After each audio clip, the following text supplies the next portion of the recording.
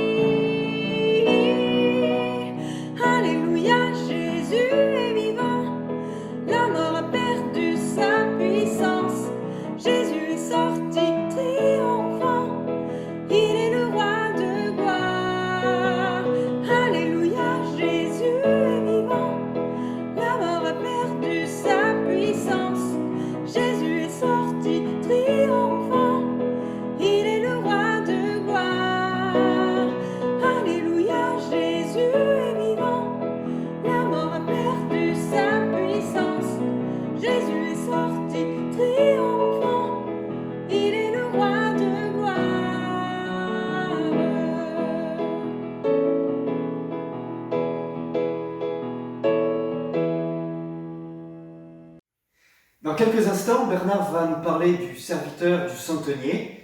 Mais avant cela, nous allons prendre un second chant qui dit « Tu es le Dieu fidèle » et qui nous invite à faire appel à Jésus parce qu'il répondra. Parti.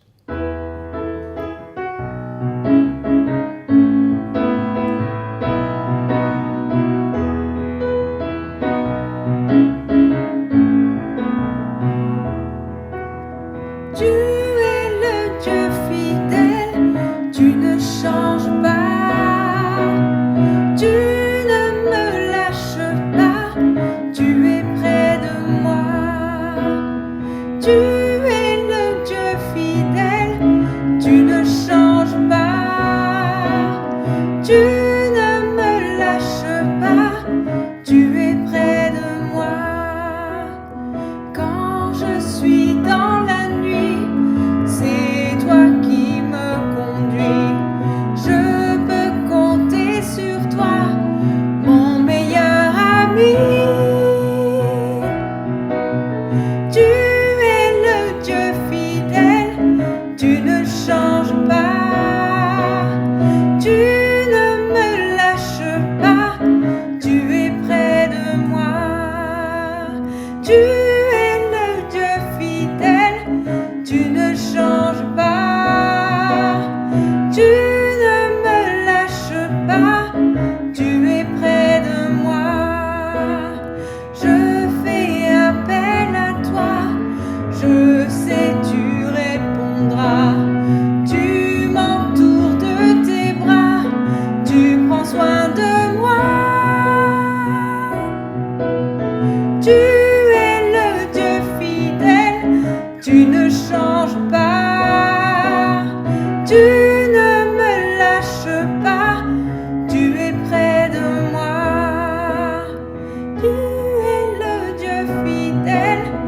tu ne changes pas, tu ne me lâches pas, tu es près de moi, tu es près de moi, tu es près de moi.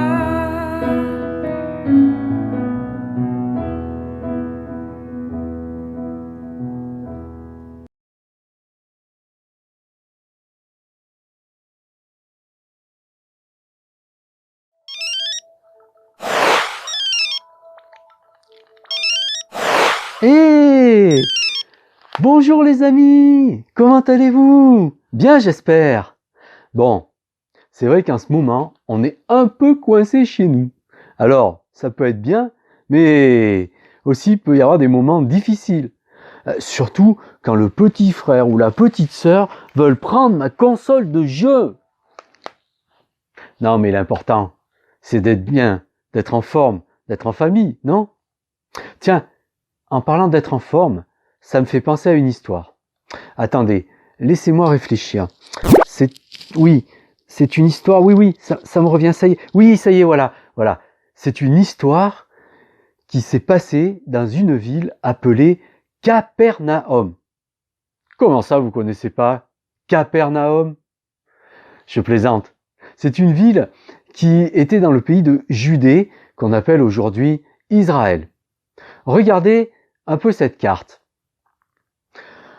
À cette époque, les Romains avaient envahi une grande partie du monde, dont la France qu'on appelait la Gaule et la Judée. Les gens n'aimaient pas trop les Romains. Faut les comprendre.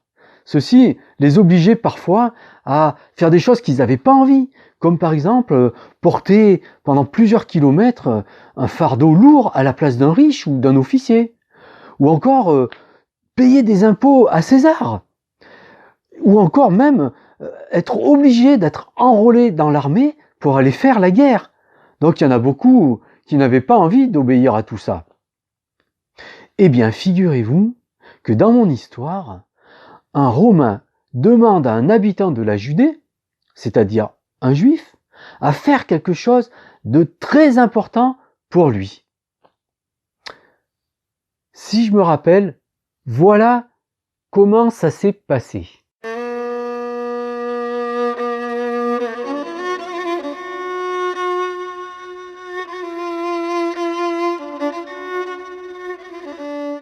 Cet homme, ce Romain, était en fait quelqu'un de très important. Il s'agissait d'un centenier, ou un centurion, si vous préférez. Un centenier était un chef militaire qui avait sous ses ordres 100 soldats. Donc ce n'était pas n'importe qui. Il avait bien souvent été choisi pour sa qualité, à savoir diriger, savoir commander et être un bon chef. Il avait sans doute fait déjà plusieurs batailles. C'était un homme de guerre. Aussi, il devait être connu par le gouverneur et devait être riche. Il possédait sûrement une grande maison et beaucoup de biens comme des chevaux et des chars. Il avait également de nombreux serviteurs et servantes. La plupart étaient des esclaves qui n'avaient pas choisi d'être à son service.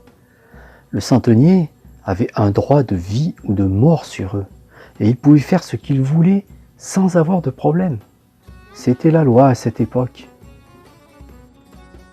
Mais ce centenier avait un problème qu'il ne pouvait pas résoudre malgré tous ses pouvoirs et ses relations.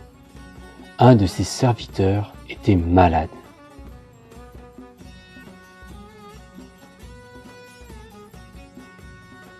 Oh non, il ne s'agissait pas d'un petit rhume.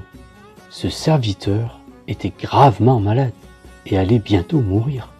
À cette époque, la médecine n'était pas comme aujourd'hui et on pouvait rapidement mourir d'une maladie que l'on sait facilement soigner aujourd'hui avec des médicaments.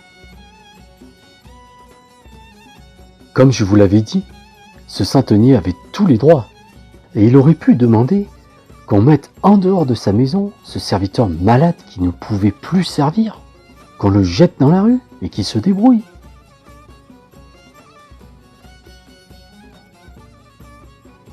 Mais non, car il était un homme bon et il aimait beaucoup son serviteur. Il ne savait pas quoi faire devant cette maladie et s'attendait au pire. Certainement, dans cette grande maison, beaucoup de gens étaient tristes à cause de ce problème. Et c'est alors qu'une nouvelle arriva à ses oreilles.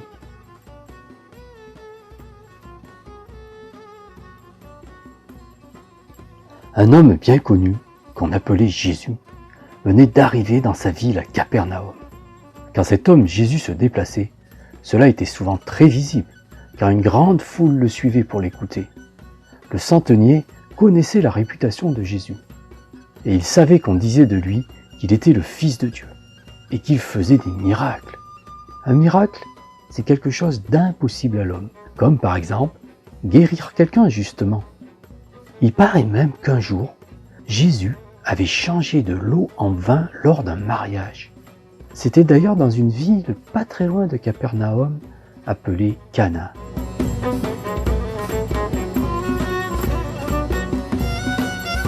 C'était une très bonne nouvelle. Le centenier se mit à réfléchir. Lui, officier romain, comment pouvait-il demander à Jésus, un juif, de faire quelque chose pour lui? Il savait que les Juifs ne l'aimaient pas trop, car il était romain. Mais cet homme, Jésus, était, paraît-il, bien différent. À ce qu'on raconte, il aimait vraiment tous les êtres humains, quels qu'ils soient. Il eut alors une idée. Il décida d'appeler quelques hommes juifs qui étaient dans la cour. Ces hommes étaient des chefs religieux, des responsables au sein du peuple, appelés les anciens. Il les connaissait bien, et savait qu'ils aimaient être autour de lui pour se faire voir, car il était un homme important, et il avait fait de bonnes choses pour le peuple juif. Il n'oserait pas lui refuser sa demande.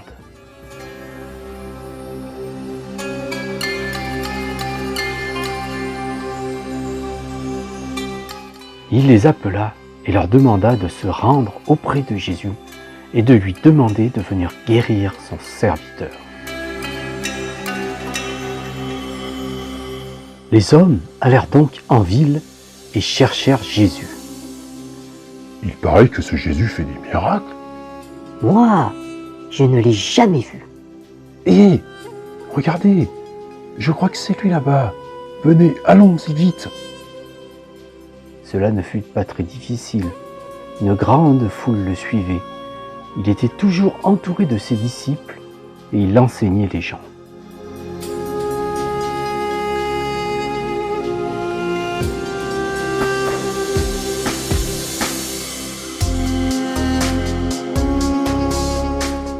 Ils se frayèrent un chemin au milieu de la foule pour arriver jusqu'à Jésus. Certains, d'ailleurs, n'étaient pas très contents. On n'aime pas quand les autres nous doublent et prennent notre place.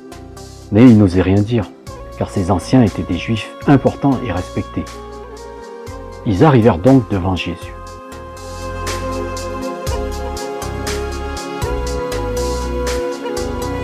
Ils lui firent part de la demande du centenier. Ils avaient peur que Jésus refuse, car il s'agissait d'un Romain.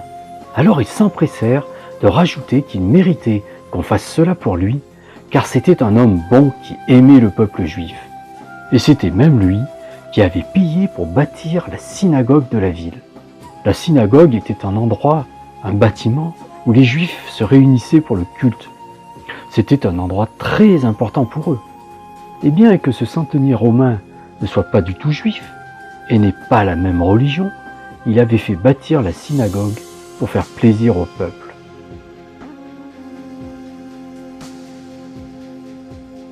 Les anciens supplièrent Jésus de les suivre.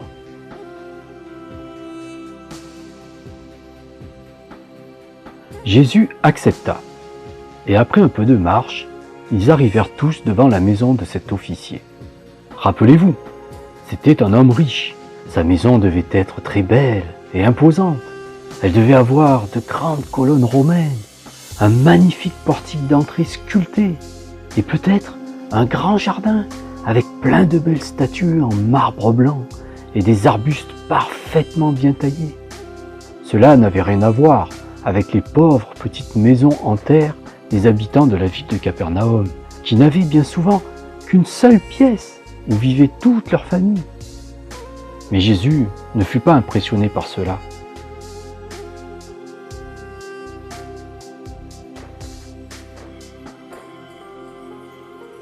C'est alors qu'une chose surprenante arriva.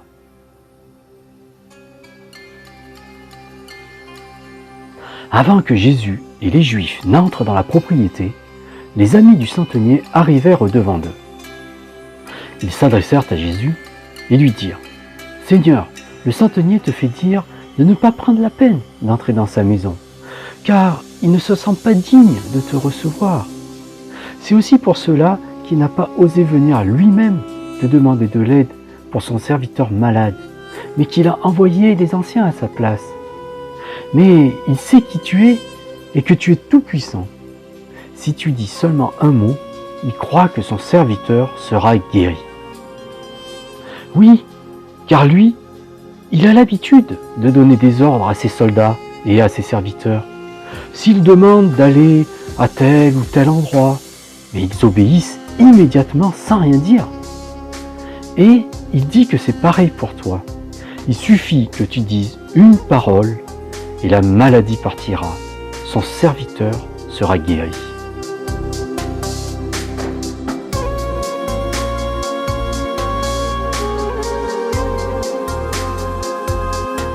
Jésus fut impressionné par ces paroles et admira la foi de cet homme. Celui-ci, qui n'était pas un juif, qui connaissait peu le Dieu du peuple juif et qui ne pratiquait pas la religion juive, croyait pourtant que Jésus était le Fils de Dieu et qu'il pouvait par une simple parole guérir son serviteur. Malgré son statut d'homme riche et influent, il était très humble devant Jésus.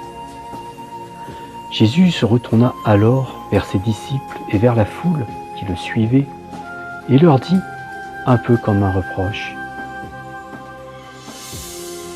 « Même en Israël, je n'ai pas trouvé une aussi grande foi. » Jésus repartit sans entrer dans la maison du centenier. Il ne rencontra jamais cet homme. Et pourtant, l'impossible arrive.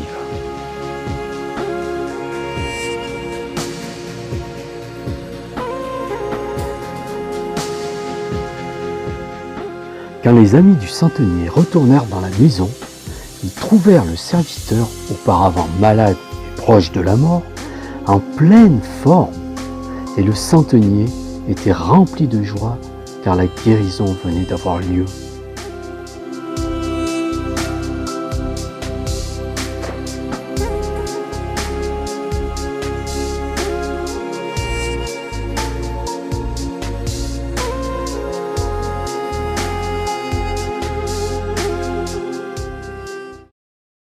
Alors Bernie, elle était bien mon histoire, non?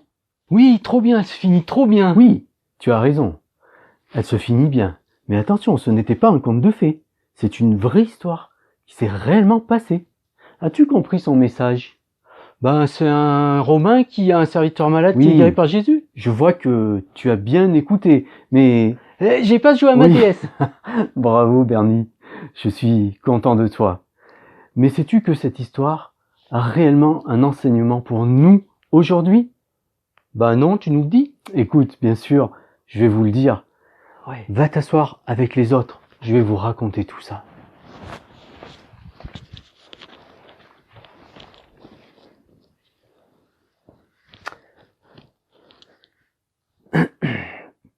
Cette histoire a plusieurs choses importantes. La toute première, c'est que elle fait intervenir un homme extraordinaire. Le centenier. Non, Bernie, pas le centenier. Cet homme extraordinaire, c'est Jésus. Jésus, c'est le Fils de Dieu. Il est venu sur terre parce qu'il aimait tellement les gens comme moi et les enfants comme vous. C'est vrai, Jésus, il est mort sur une croix. Mais cela était nécessaire. C'est grâce à sa mort sur la croix que nos cœurs, salis par le péché, nos pensées salies par le péché, ont pu être complètement lavés. Et c'est grâce à ce sacrifice que maintenant, nous pouvons avoir une place auprès de lui plus tard, dans l'éternité, dans son ciel. C'est merveilleux. Et la super nouvelle géniale, c'est que Jésus n'est pas resté mort, il est ressuscité. Ça veut dire qu'il est vivant aujourd'hui. Oui, vous avez bien entendu, il est vivant aujourd'hui. Dans notre histoire, le centenier n'a pas osé venir vers Jésus. D'ailleurs, malgré sa belle et grande et, comme je vous le disais, immense maison certainement, eh bien cet homme n'a pas non plus voulu que Jésus entre dans sa maison. Non, non pas parce que il avait peur que Jésus voie le bazar qu'il y avait partout, parce qu'il n'avait pas eu le temps de ranger. Non, non, non, non, c'est pas pour ça. Cet homme n'a pas osé aller vers Jésus, il n'a pas osé que Jésus vienne dans sa maison, parce que malgré son statut, il estimait que Jésus était un homme tellement extraordinaire que il n'osait pas l'inviter dans sa maison. Il n'osait pas aller lui-même lui demander quelque chose. C'est pour ça qu'il a envoyé des gens vers lui. Et cet homme, eh bien, il était humble. Malgré le fait qu'il était un grand centenier romain, il est resté humble. Et vois-tu, peut-être que toi tu es comme cet homme. Peut-être que tu n'oses pas venir à Jésus. Tu n'oses pas lui demander quoi que ce soit. Peut-être que tu te dis, non mais moi, Jésus ne m'écoutera pas. Je suis trop petit. Ou alors moi, je suis dans une famille pas assez riche. Ou alors non, moi je me plais pas trop, je m'aime pas bien comme ça, j'ai pas envie, j'ose pas m'adresser à Jésus. Ou peut-être que, tout simplement, tu te crois pas assez intelligent, pas assez bien. Eh bien, vois-tu, Jésus aime tous les hommes. Et je voudrais te dire une grande chose, c'est que tu sois petit, que tu sois grand, que tu sois pauvre ou que tu sois riche, que tu sois intelligent ou même pas bon à l'école du tout, eh bien, Jésus estime que tu as autant de valeur qu'un fils de roi. Oui, tu as bien entendu. Tu as autant de valeur que le fils d'un roi.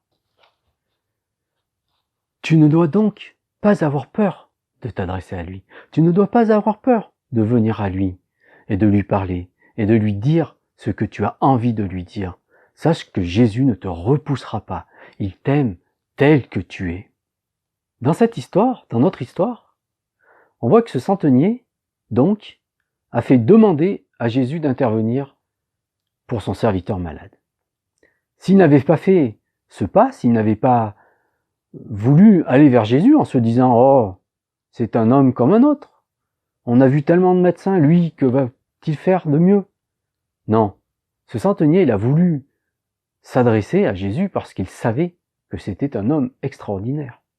C'est la troisième chose que je voudrais dire à propos de cette histoire.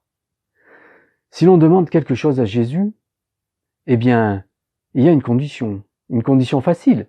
Cette condition, c'est de croire, tout simplement. De croire que Jésus est tout-puissant et qu'il peut répondre. Peut-être que ton problème n'est pas une maladie. Peut-être que tu as tout simplement une peine dans ton cœur. Ou alors peut-être que pour toi, c'est dur en ce moment, pendant cette période, parce que tu ne t'entends pas avec ta famille, avec tes parents. Peut-être que tu as des problèmes avec tes amis, tes frères et sœurs. Au contraire, peut-être que tu as peur de la rentrée prochaine, parce que tu sais que quand tu vas revenir à l'école, eh bien, certains élèves vont pas être sympas avec toi. Ou alors peut-être que tout simplement, tu as beaucoup de tristesse dans ton cœur que tu n'arrives pas à faire partir. Tu as peut-être peur de la maladie, de la mort. Tu as peut-être peur de l'avenir aussi. Sache que Jésus connaît tout et il peut tout. Regarde la fin de cette histoire. Notre centenier, il a cru.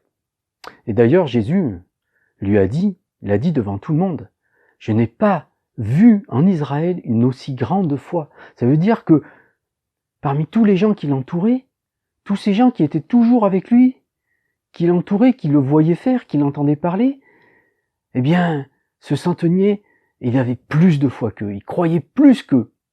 Il avait plus confiance en Jésus que tous. Et ça, eh bien, c'est important.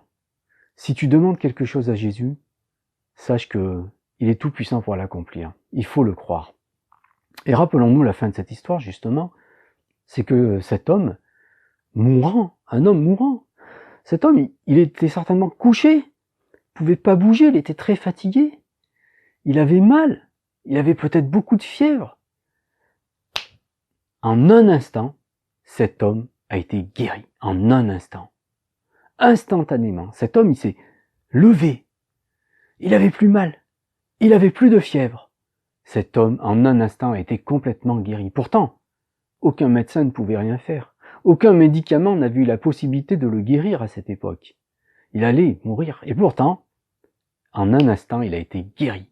Tous ses problèmes se sont envolés. La maladie s'est envolée. Sache que Jésus peut tout faire. Il est le Tout-Puissant. Il faut juste que tu le crois. Oh, Bernie, je sais ce que tu vas me dire. Je sais la question que tu vas me poser. Mais comment Jésus, il peut nous entendre? Comment je peux lui parler alors qu'il n'est pas là? Tu as dit qu'il était au ciel. Oui, c'est vrai. C'est vrai, Bernie. Jésus, il est au ciel. Mais en même temps, il nous entend. Parce que Jésus, il n'est pas un homme comme nous. Il est tout puissant. Il peut nous entendre où qu'on soit. Tu peux être à l'école, dans ta classe, ou dans la cour. Ou alors tu peux être chez toi, dans ton salon, dans la chambre enfermée, ou dans le jardin. Où que tu sois, Jésus t'entend. Il a cette capacité de t'entendre parfaitement. Et il entend tout ce que tu diras chaque fois que tu l'appelleras. Chaque fois que tu parleras même dans ton cœur, si tu lui demandes son aide, Jésus t'entendra. Regarde dans notre histoire. C'est pareil. Ce centenier, il a jamais vu Jésus. Jésus n'est pas entré dans la maison de cet homme. Il n'a pas touché le serviteur malade. Il n'a même pas parlé au serviteur malade. Et pourtant, ce serviteur a été entièrement guéri, même si Jésus n'a pas été présent à côté de lui. C'est parce que le centenier a cru qu'il a vu s'accomplir ce miracle. Alors toi aussi, où que tu sois, eh bien Jésus peut t'entendre et répondre à tes questions, répondre à tes problèmes. Voilà, j'espère que cette histoire aura permis de vous faire réaliser que vous avez un ami formidable, un ami extraordinaire, un ami qui vous aime d'un amour immense. Cet ami, il s'appelle Jésus. Et cet ami, il attend qu'une chose. Il attend qu'en retour tu l'aimes. Il attend qu'en retour, eh bien, tu t'adresses à lui. Il veut entendre ta voix. Il veut écouter tes soucis. Il veut entendre ta voix. Il veut t'entendre lui parler. Il t'aime. Il t'aime. Il veut parler avec toi. Alors, n'hésite pas. N'hésite pas à venir à lui. Surtout, n'aie pas peur. Que rien ne te retienne. Viens à Jésus. Il t'aime. Les amis, je vous dis au revoir. Je vous dis peut-être à bientôt. Et puis attention, pas trop de DS, pas trop de portable. À très bientôt les amis. Au revoir.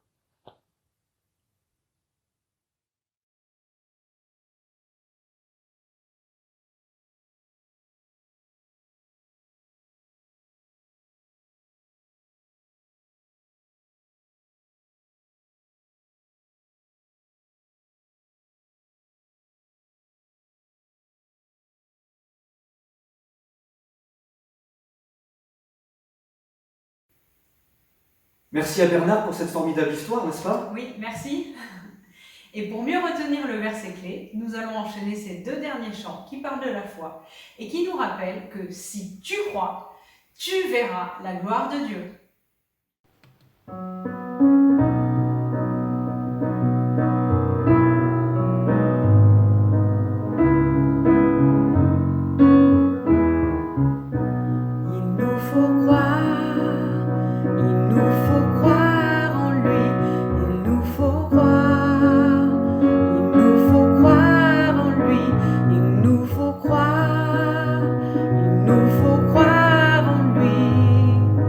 Gloire à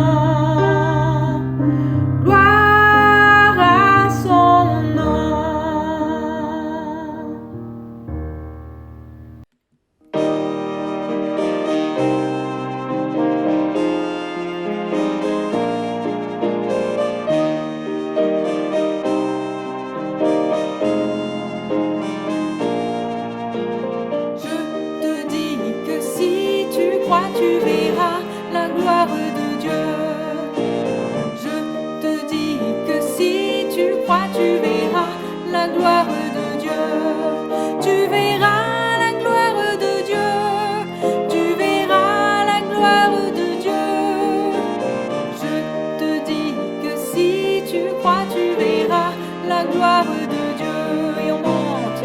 Je te dis que si tu crois, tu verras la gloire de Dieu. Je te dis que si tu crois, tu verras la gloire de Dieu. T'y crois, tu verras la gloire de Dieu. Tu verras la gloire de Dieu, t'en es sûr? Je te dis que si tu crois, tu verras la gloire de Dieu. Tu verras la gloire de Dieu. Tu verras la gloire de Dieu. Tu verras la gloire de Dieu.